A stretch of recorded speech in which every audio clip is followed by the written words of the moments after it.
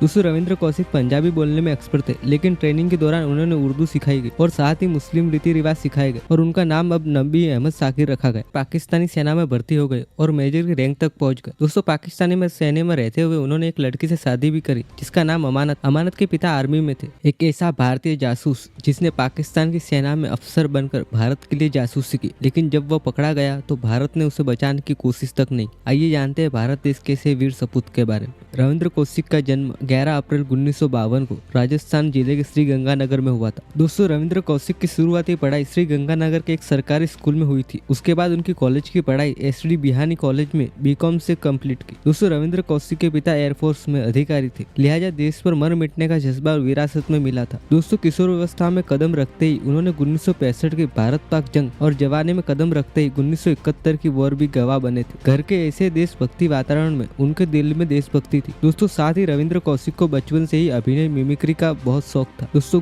21 साल की एज में उन्होंने लखनऊ में नेशनल थियोटिकल फेस्टिवल में हिस्सा लिया। दोस्तों रविंद्र कौशिक कॉलेज में एक नाटक में अपना किरदार निभा रहे थे। उसी वक्त रॉ के एक अधिकारी की नजर उन पर पड़ी और वे रविंद्र कौशिक के अभिनय से काफी प्रभावित थे और उसी वक्त उन्होंने रॉ में शामिल होने के लिए कहा। उसके कुछ समय बाद कौशिक बीकॉम कंप्लीट कर ली थी। तभी कौशिक ने अपने पिता को बताया कि वह नौकरी करने के लिए दिल्ली जा रहे। दोस्तों मात्र 23 साल की उम्र में वे रॉ में जुड़ गए। जैसे ही रविंद्र कौशिक दिल्ली गए, वहां पर उनको 2 साल की कड़ी ट्रेनिंग हुई। दोस्तों रविंद्र कौशिक पंजाबी बोलने में एक्सपर्ट थे, लेकिन ट्रेनिंग के दौरान उन्होंने उर्दू सिखाई गई और साथ ही मुस्लिम रीति रिवाज सिखाए गए। दोस्तों रविंद्र कौशिक को पाकिस्तानी इतिहास को दिलो दिमाग पर बसाया गया और साथ में कई अन्य जानकारी दी गई जिससे वह सामान्य पाकिस्तानी की तरह रह सके। दोस्तों रविंद्र कौशिक नई चीजों को सीखने में माहिर थे। दोस्तों अब बारी थी उनकी पहचान और उनकी एक नई पहचान दी गई और उनका नाम अब नबी अहमद साकिर रखा गया। यहाँ तक कि उनका एक खतना भी कराया गया। दोस्तों अब उन्हें पाकिस्तान की नागरिक बनाकर उन्हें पाकिस्तान के इस्लामाबाद भेजा गया। दोस्तों अब नबी अहमद साकिर ने कराची यूनिवर्सिटी में LLB की पढ़ाई कंप्लीट की और अब उन्हें सोचा कि अगर आर्मी में वो भर्ती हो जाए तो वो कई अहम जानकारियां भारत पहुंचा सकते, इसलिए अब वह पाकिस्तानी सेना में भर्ती होने का रास्ता चुना। दोस्तों लॉ की पढ़ाई के बाद उन्होंने पाकिस्तानी सेना में भर्ती हो गए और मेजर की रैंक तक पहुंच गए। दोस्तों पाकिस्तानी में सेना में रहते हुए उन्होंने एक लड़की से शादी भी करी जिसका नाम अमानत के पिता आर्मी में थे और इन्हीं दोनों को एक बच्चा भी था। दोस्तों रविंद्र कौशिक पाकिस्तानी सेना में रहकर संवेदनशील सूचनाएं भारत भेजी और इसलिए उन्होंने भारत के प्रधानमंत्री इंदिरा गांधी ने ब्लैक टाइगर नाम दिया था और 1971 की जंग में कई सोल्जर की जान तक बचाई थी और उनकी